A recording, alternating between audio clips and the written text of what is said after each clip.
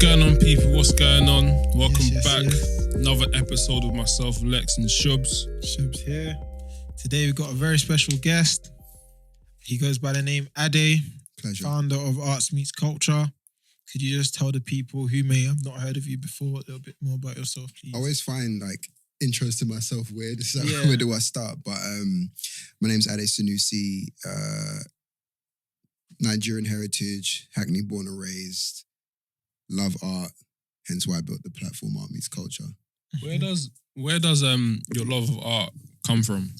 I mean, art as a whole stemmed from early years, seeing the likes of Pharrell, Kanye West, all those figures kind of just brought an alternative black guy, for instance, you know what I mean? It's just we had that whole grime era and I grew up in that heavy during school. But seeing those guys and seeing how artistic they were, it was just this is the road I want to take. It's alternative, it's different, we're trying new things, new colours.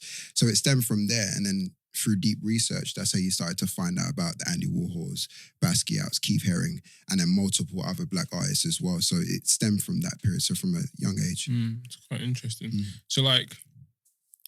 So just take us on that journey from when you kind of discovered your interest in art to then creating Art Meets Culture. Long journey. After it started off, I wanted to be the next Russell Simmons. Yeah. That was the initial start. I read Do You by Russell Simmons, and I initially wanted to be the biggest A&R in music. So I left uni. Yeah. Dropped out rather. Parents weren't happy.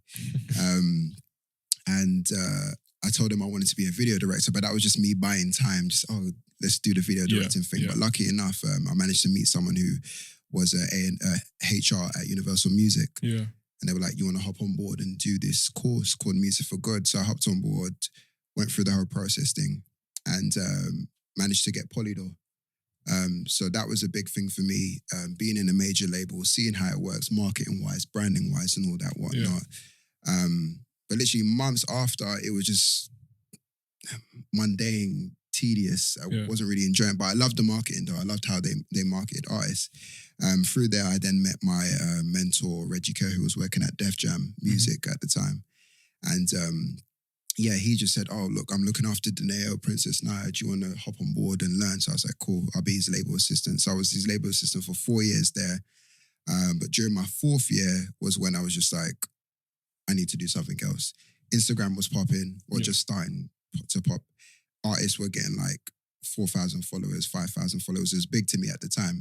Right now we see people with hundreds and thousands of followers. It's amazing. But then it was just amazing. But I realized that a lot of these artists didn't have galleries to go into.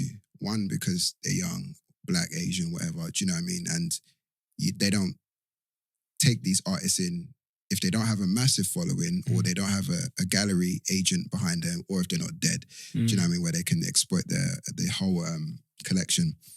So I messaged all of them up.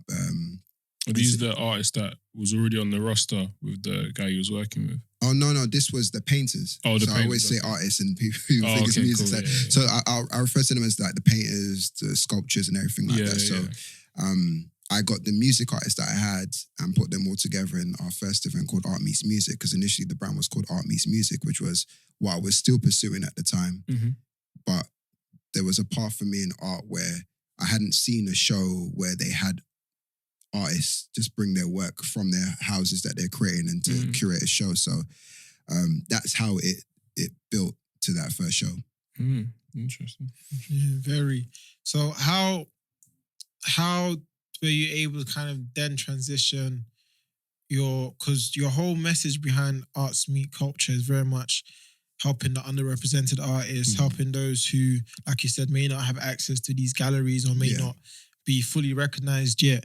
How are you able to very much turn that into a business? So obviously you built a platform first, and also how was the process when it came to kind of finding ways to monetize it and build something sustainable? I mean, it went through many transitions. And I'm going to speak about the horror stories. I said one day I'll speak on it on the podcast in terms of how, you know, from making money to making no money to getting, you know, people who have financials to come in and support it, but then to dropping them out. So initially, I didn't care about the monetary thing in there. It was just like, I'm doing this for love and everything like that. But I was still selling tickets at the time. So I was making money through tickets.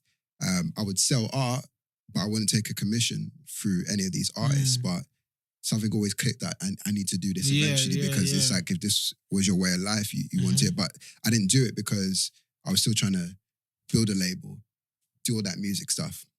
So I can't remember what period it was, probably 2017, 16.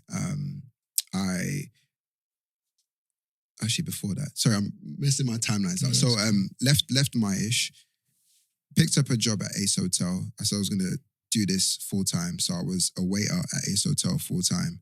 Plus whatever I made there, I would fund the events. So I fund the events, then make tickets. Wouldn't break even. I would just still be under. But as long as I kept doing the shows, all I cared about was the consistency. So I was like, I need someone to come in, support, be a sponsor. So managed to get someone in who was a sponsor. He sold me the idea of he can do this, he can do that, and all that one. So I bought into it. So we did a couple shows.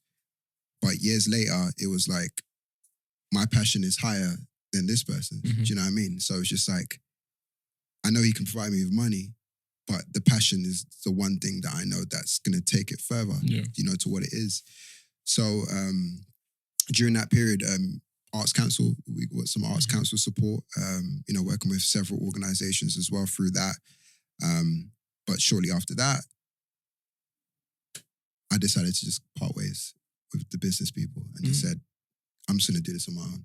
Just about, how I was pursuing things. Are they really holding you back? Because I'm a sort of person, if I don't creatively vibe with any entities, I don't care about the money. Do you know what I mean? I'm just like... You're an artist. I'll literally just... I've had jobs at Ace Hotel, JD Sports. I don't mind going back in the mud just to kind of grind it out for my vision and how I see it. So dropped the business partner out, dropped other organizations out, and then everything just went on its head, where you now see the other side was about money and I'm about passion. So I was like, okay, cool. How can I know I'm kind of going everywhere with this one, but it's just like, just expressing the story, about the whole money thing. So now it's just like, okay, now I'm on my own. How am I really going to do this? Lucky enough, I managed to get a role at, Complex Media for a brief bit. And that was helping me pay it a little bit better. So I was just getting different venues, doing different things. So I managed to do some shows from that, but also get extra help from the Arts Council at the same time. So those are the sort of things where I kind of got monetary help and stuff like that. But yeah, that's that in a nutshell without trying to veer off to too many other bits, through these questions. No, for sure. For sure. But you also mentioned kind of the horror stories when it came with building arts meets culture. What was kind of those experiences that you had to go through to kind of get you guys to where you are now? Yeah, massive challenges, like huge. I mean, when you part ways with other people, people feel a personal thing about it. And to me, in my head, it's like, it's just business. Do you know what I mean? It's like a better word, I couldn't care less if there's feelings involved. But for me and the progression of how I see the brand, that's all that matters. So working with, I'm blatantly not mentioning their names, what I mean, and stuff like that, but mentioning like organizations, old people who used to work for the team. Once I part ways with them, it just turned dark real quick. Like that whole Art Meets Music period turned dark. It was from I trademarked the name. They're taking me to court about the trademark. Wow. We got funding from Arts Council. They're telling Arts Council we frauded the money. And I'm like, the messages are there. Yeah. The events are there. They're trying to blackball you. What are we doing? And I'm happy I'm saying it today because I never say it. Yeah. I was getting calls. No, I wasn't getting calls. I had to call to find out what was going on. Yeah. A lot of the art industry were just talking amongst themselves. they did this. Oh, we heard it was for 30 bags. I'm like, if I had 30 bags, would I pick that venue? If I had 30 bags, would I hire this artist? I would get one of these big artists to do something sick for me. That's how I see branding. So spoke to the Arts Council. We went through like up and down, send them documents, send them agreements, send them invoice, send them this, send them that, stress. And then Arts Council said, oh, it's fine. We see you've executed well, so it's cool. So all of that then made me a little bit paranoid. Like, who can you trust in this industry? Like, who can help you support what you're building? You know, and for me, it was just like, cool, I don't trust anyone, but I'm still going to pursue this because I believed that I could have quit at that point and just said, forget all of it and allowed those entities to win. But I said, no, I saw that. Sorry if I'm swearing. No, it's all good. Because I know about monetization and stuff like that. Quick question. So these entities, right, that were blocking you, were these from the music and entertainment industry? Nah, these were, one was from art. And put it this way, like, I wish them nothing but the best. Yeah, that's the first thing they need to understand. I wish them nothing but the best. But anything that's blocking me, it's an issue, or was an issue rather at the time. But these were like people outside of art, people outside of that space. It was just people who were trying to get into that space because art is cool, it's popping now. People are seeing like Alec Monopoly and all these cool artists do sick things. Yeah, so people want to be involved. And my brand looks cool. Do you know what I mean? And it's like, you want to be involved. So if I'm saying, don't want to work with you no more, then it's like, oh, we're not going to be a part of the cool no more. But I'm always in the thing where if you loved it so much, you can create your own, you know? I got no issues with anybody creating their own. It's like hundreds of music artists. No rapper's going to say, oh, I want to rap too, so I'm going to slow your stuff down. It's like, rap better. You know what I mean? Do better. So I just got another question.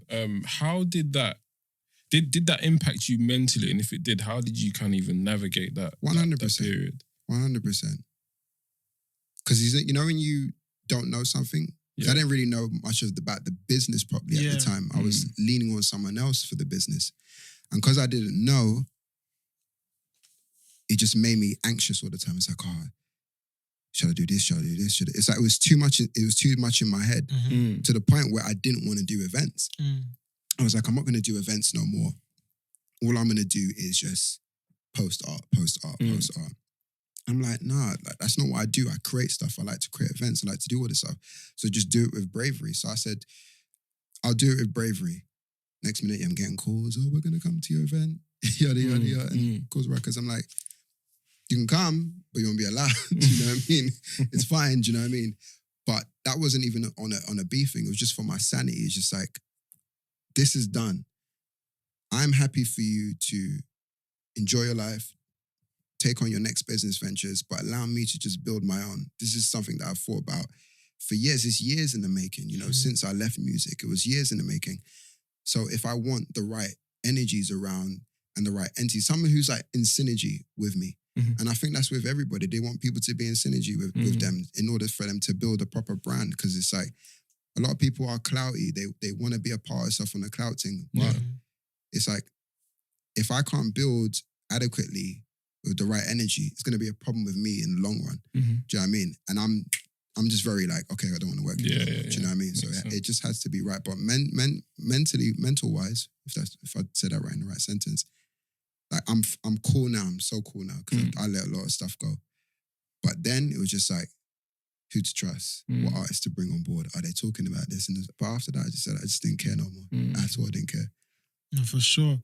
But even like back to you, to be very much immersed in the art game, you must be very cultured in a sense. And I feel like, and this is one thing I love about the podcast, like I was saying to you earlier, you get to meet a lot of people, speak to a lot of people, and also expand your understanding of the world.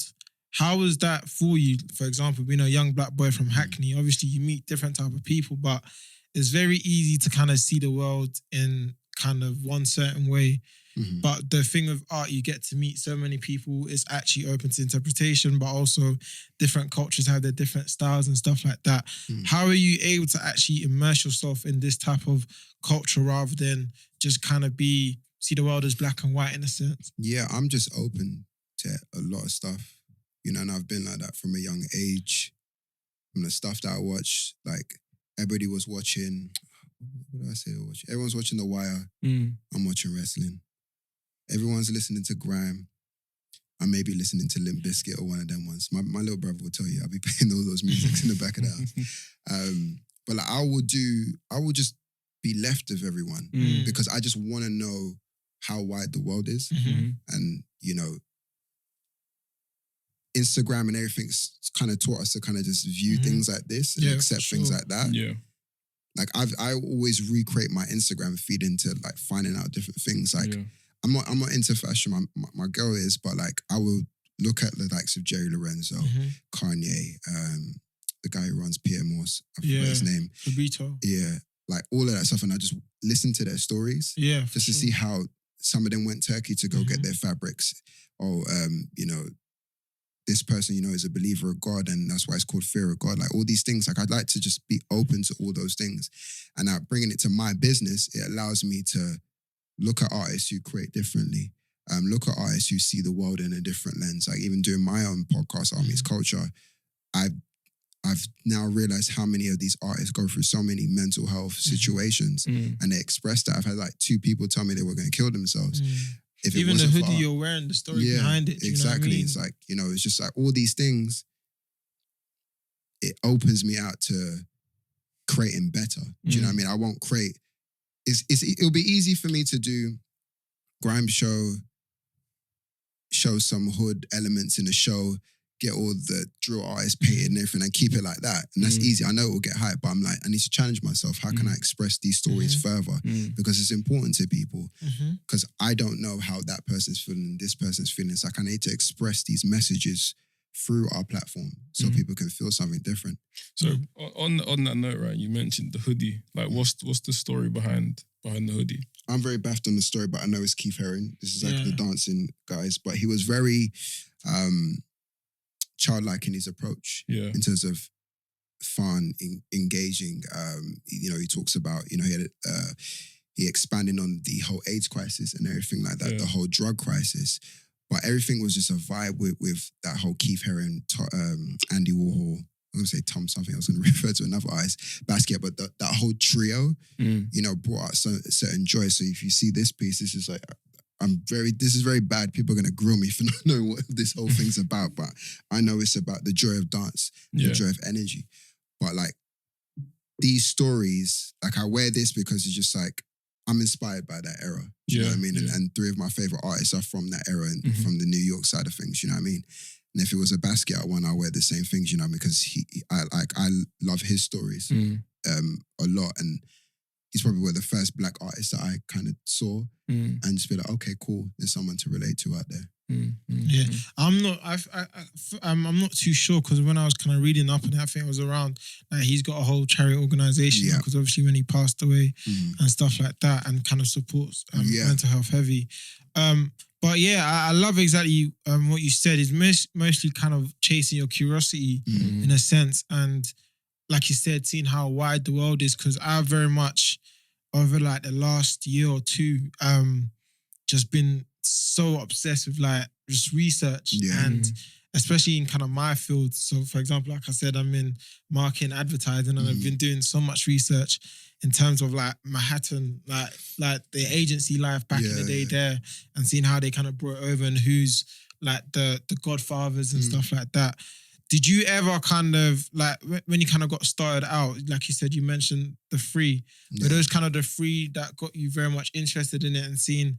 Because I kind of feel like the UK is very slow in a lot of things we do. So you kind of saw that and start seeing how you can kind of transition and bring something cool and different over here as well. My mentor, Didi, he was the one who kind of, you know, triggered the whole entire thing to just happen. He told me to watch the Banksy documentary. And through the Banksy documentary, I found out about Mr. Brainwash. He designed some work for Rick Ross. From there, I went to his exhibition. I saw how immersive it was. It had some Banksy pieces, it had his pieces as well. And that's when I said, you know what, I need to do a show. So in terms of the 3, Andy, Basquiat, and Keith, they were always at the back of my mind in terms of, I'm trying to find my own Basquiat, Keith and Andy. And I'm seeing a few artists who, have that energy right now. So I look forward in terms of how can I work with all these new artists that have those stories that are about that. How can I elevate them to be a part of that situation? Because I always imagine 20 plus years down the line, we're going to be talking about the artists I've worked with. Sure. Do you know what I mean? They're making their stamp right now. So I kind of forward think instead of looking back for inspiration. It's like, how can I impact these artists now for our art culture to kind of grow and become better? So I'm wearing maybe a Kobe Martin t-shirt, you know what I mean? In Shout years Kobe, to come, you know what I mean? Kobe's my guy. Amazing guy. Like, those sort of the things that kind of motivate me forward, if that makes any sense. No, for sure. And what skills would you say has very much led you to where you are now? Networking. Talking to a lot of people. Could you just expand on networking as well? Because, one thing we've definitely noticed is, even for me from young, the importance of networking and finding who the gatekeepers are and then kind of making your way in as well. Because, like you said, you could be looking outside in to a game you want to play, but without having that network to kind of, like you said, Didi, your mentor, was the one who triggered it all for you. You being over in the music industry, building relationships like that. Could you just expand a bit more on networking and also kind of what you mean when you say networking and how you went about it? Because everyone says your network is your net worth and all that kind of stuff. But when it gets a bit overwhelming in the sense that people hear networking is a top business skill and they start to think it's something I got to learn. But if you just simplify it to relationships or conversations, I feel like the listeners will really get a clearer understanding. I mean, networking it's not a weird one, but how I've learned it over the years, how I was taught first was network with everybody, talk to everybody. Do you know what I mean? But at the back of your mind, you kind of want something. Do you know what I mean? So I used to go into places like, I know I want something here, so I'm going to talk to him. I know I want something here, I'm going to talk to him.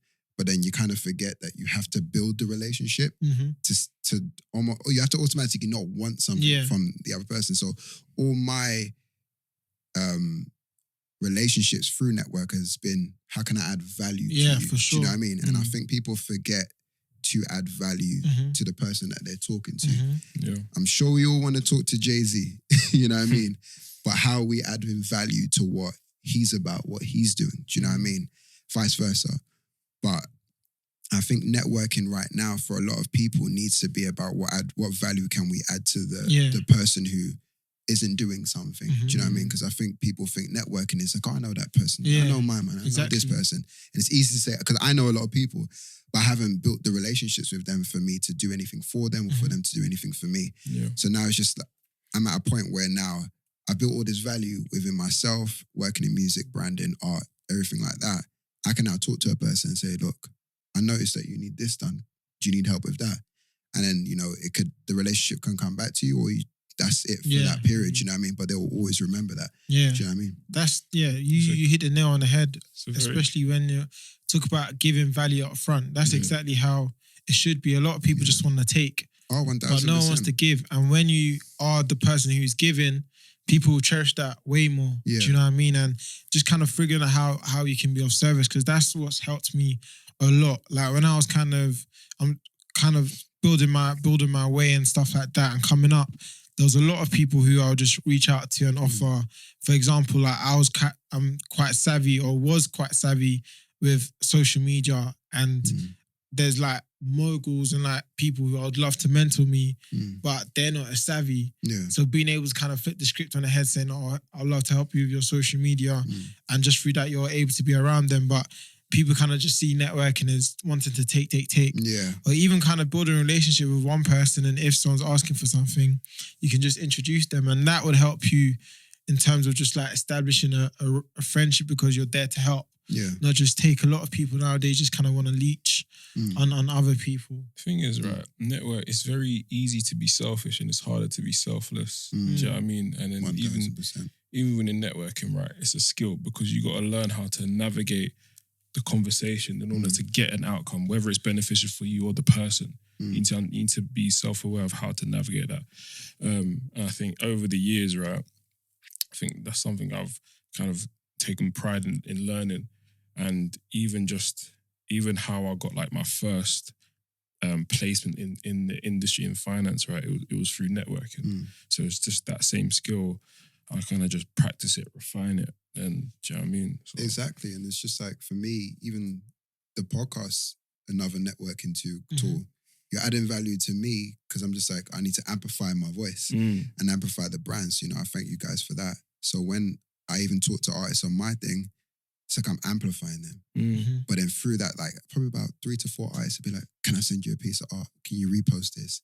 I'm going to send you something. It's just like, you see the gratitude within it. Do you know what I mean? It's not about money. It's about how can we build each other. Do you know what I mean? Because it's very...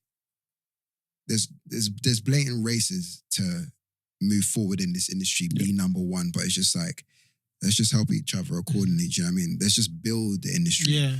You know, so yeah. Definitely. Even like, the whole saying, like, if you want to go alone, if you want to go fast, go alone. If you want to go far, go together. Exactly. So definitely with you on that. And us as well, like we get to meet amazing people like yourself just through the podcast as well. And we get to build our own community and our own network of upcoming or entrepreneurs who we can learn and grow with as well. So definitely very, very key in everything we're trying to do as well. 1,000%. Arts meets culture. I've seen that you've done some great brand partnerships with the likes of Jägermaster, Proper Corn, Vitamin Water, Relentless Energy. How are you able to go about these brand partnerships, and how are you able to, because we kind of mentioned networking, but like, I don't know how to explain it. So when I started, like, my first ever venture was a platform called Review Plug, right?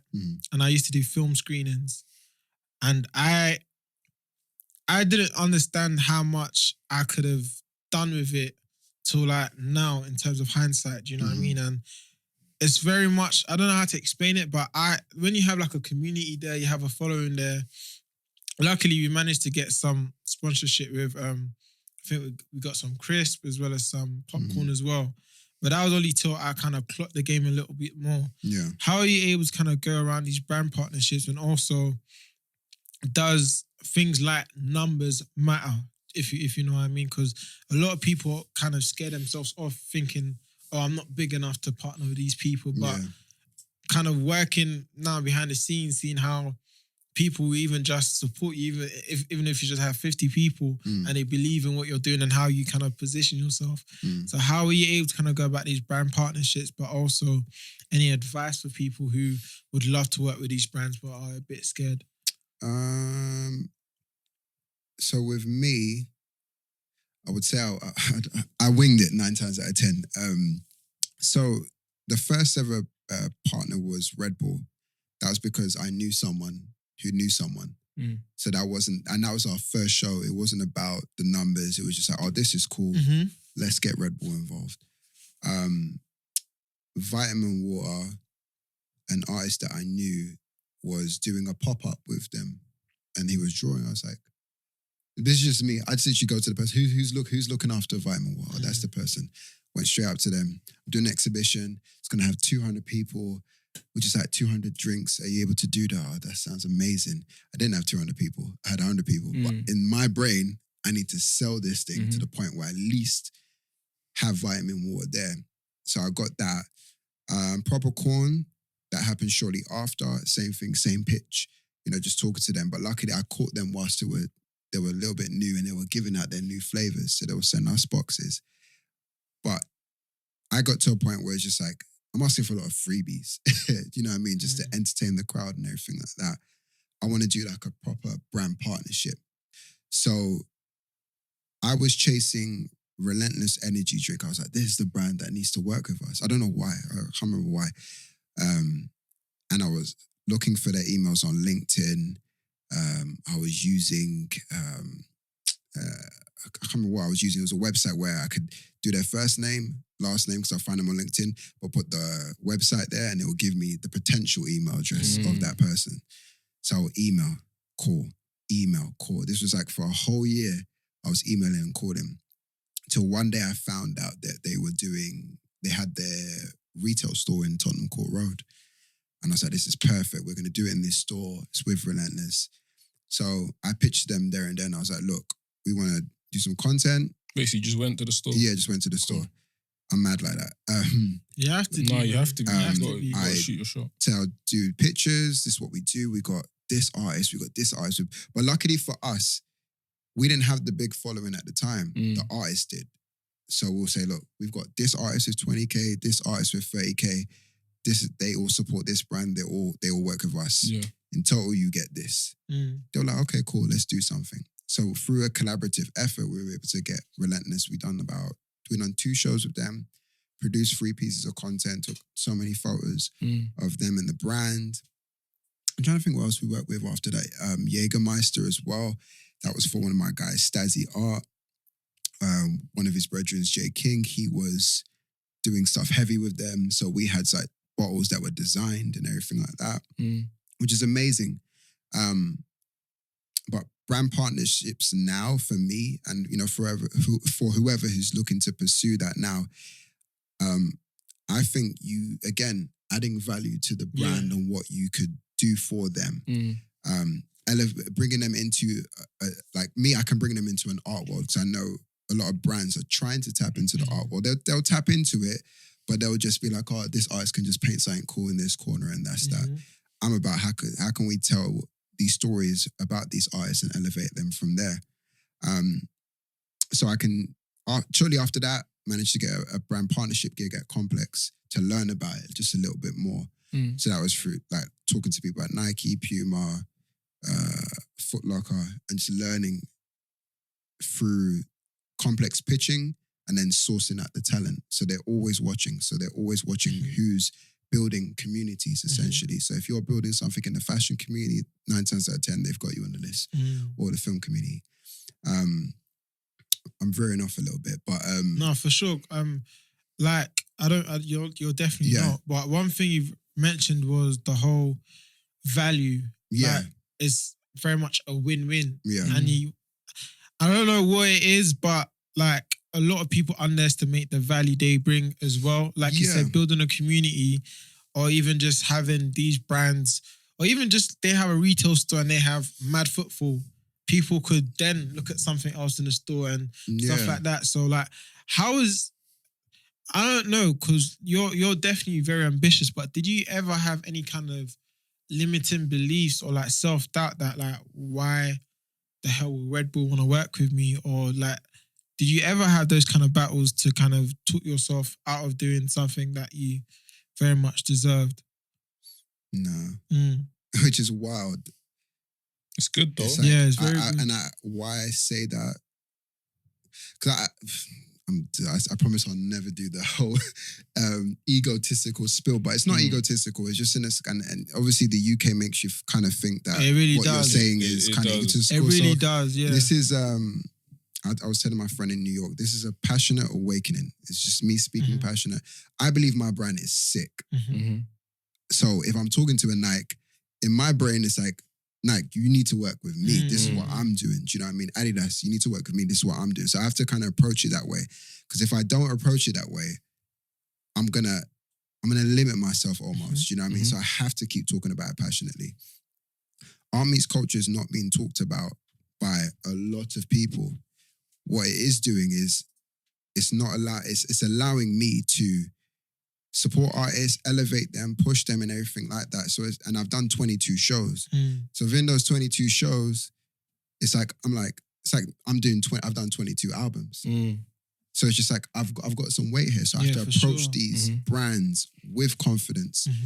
Even if it's either a yes or no. No, I can move on. Yeah. Yes, we can move forward. So I'm only searching for those 2 things.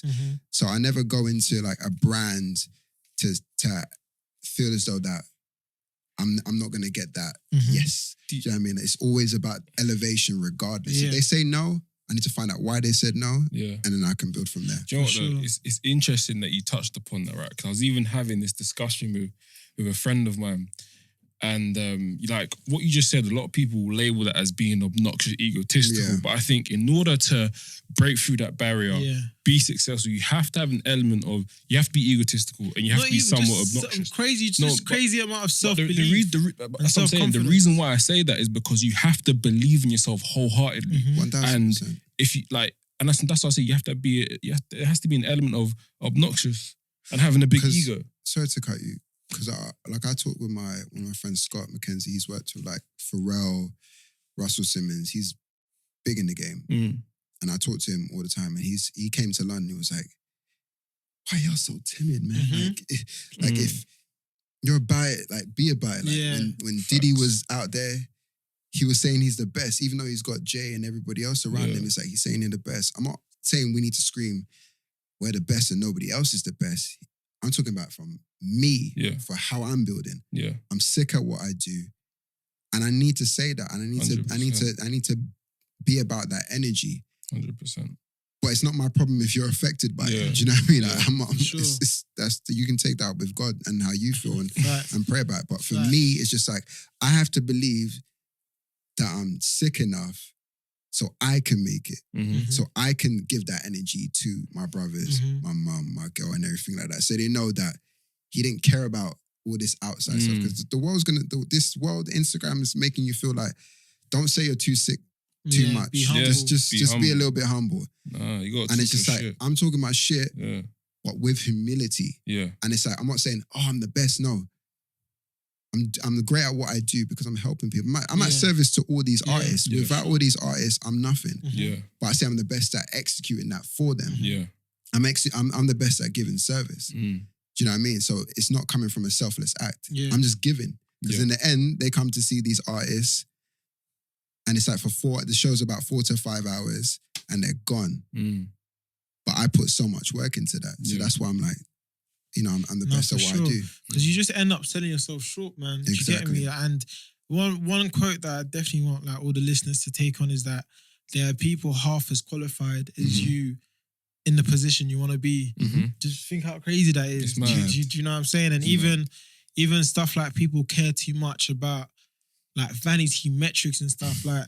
So we've got a podcast and we don't really, like we say all the time, it's impact over numbers. Don't check the numbers, man. We don't care about being number one on iTunes or whatever, because at the end of the day, the mission is to be able to inspire people. Do you know what I mean? And if you inspire one people, you're doing what you're doing. Do you know what I mean? And just being number one on iTunes just means you got a bigger platform to do it. So you're impacting people on a bigger scale, but we're not going to just kill ourselves over numbers. And checking it. And number one changes all the time.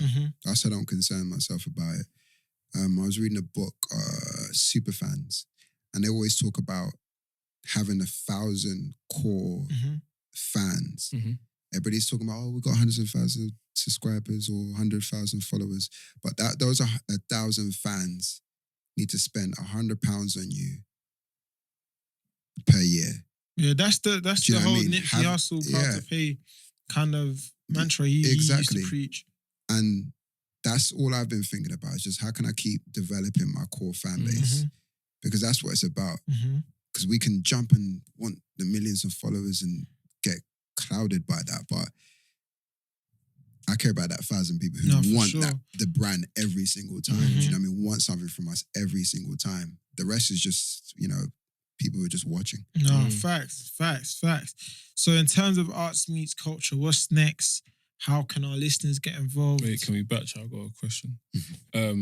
Before we get onto that, what would you say are the 3 things that have helped you to kind of build art meets culture and get it to where, and even get to where you are now? 3 things. God is first and foremost. Because I've been praying heavy these days, and a lot of good things are happening, which is going to lead to your next question. But that's like one thing for me where when I was down, I prayed a lot. But when I started to rise up, I felt like God even more. Do you know what I mean? It was just like, there's a presence here. Do you know what I mean? It's like I'm moving with it. 2, family and my missus.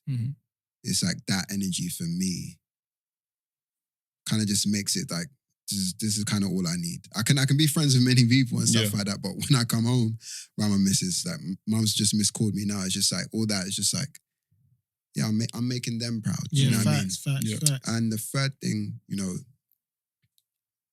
is to what was the question? Because I want to make sure. So basically, what were the three things that have helped you kind of get you to where you are? The third thing, being at service to the people I help, like the artists, me in social media, helping brands become something. I think so much.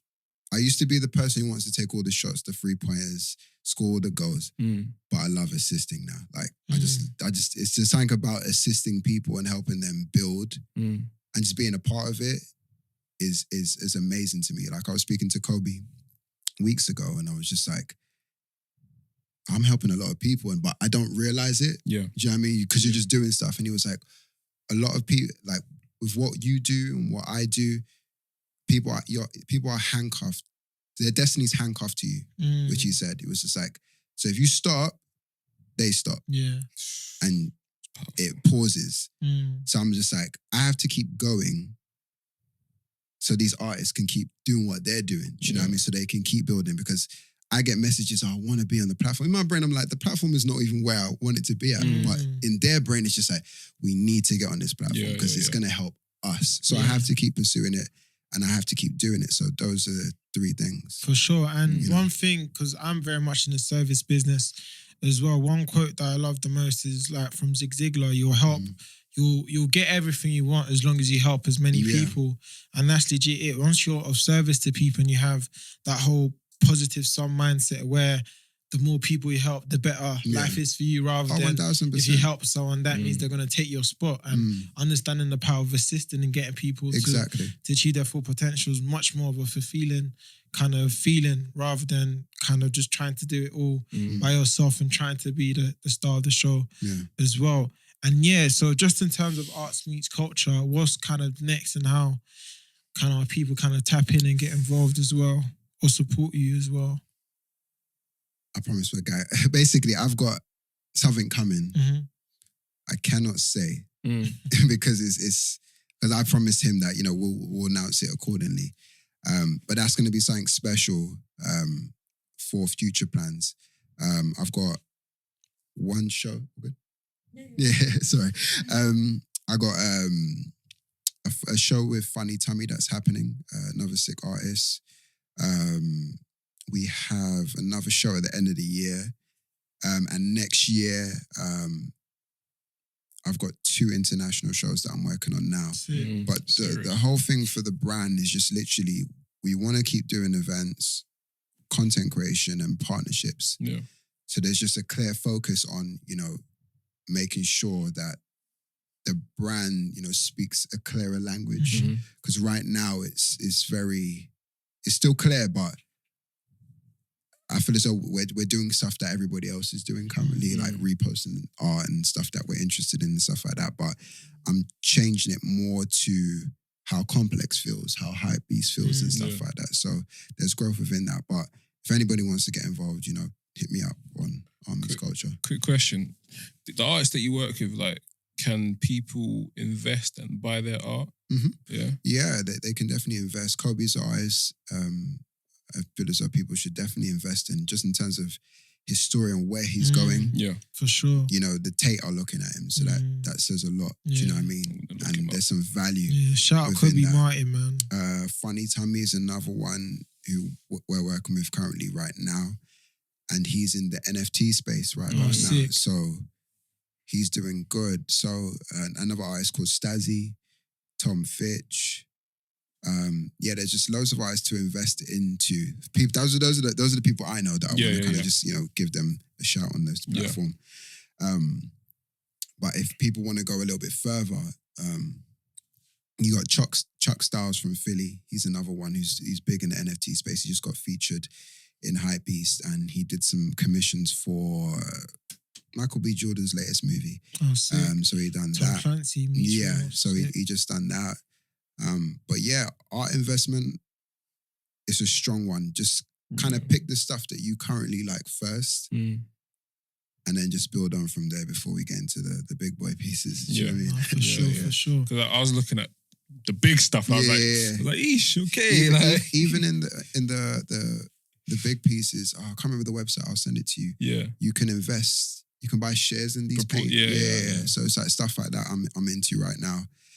And just getting involved as much as possible, do you know what I mean? And, building a portfolio myself, do you know what I mean? Because everybody is building portfolios in different ways, homes, Bitcoin and everything like that. But I think art is one where it might be a sleeper for most, you know what I mean? And then when it happens, everyone's going to start rushing in as they're doing the Bitcoin stuff right now. Yeah, for sure. I agree. So we always end the podcast with a word or phrase of the week. So for this new week, our listeners are going into, what's your word or phrase you have for them? Yeah.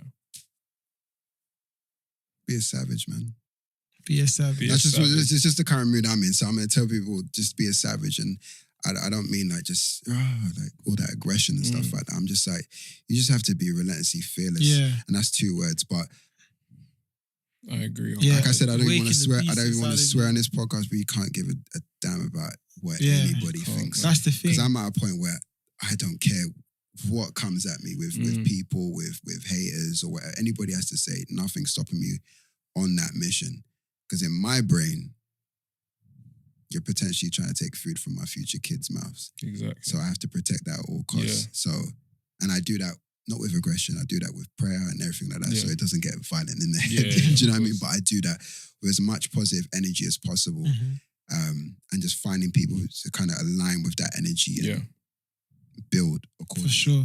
You heard it, guys. Be a savage, relentlessly fearless, chasing your goals. So that's it, man. Thank you so much. Listen, appreciate it, man. Podcast. Appreciate you guys. You guys make sure you check out Arts Meets Culture. Links and stuff will be down below. Yes, sir.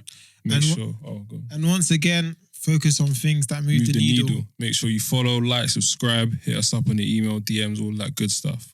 Bow. Bow.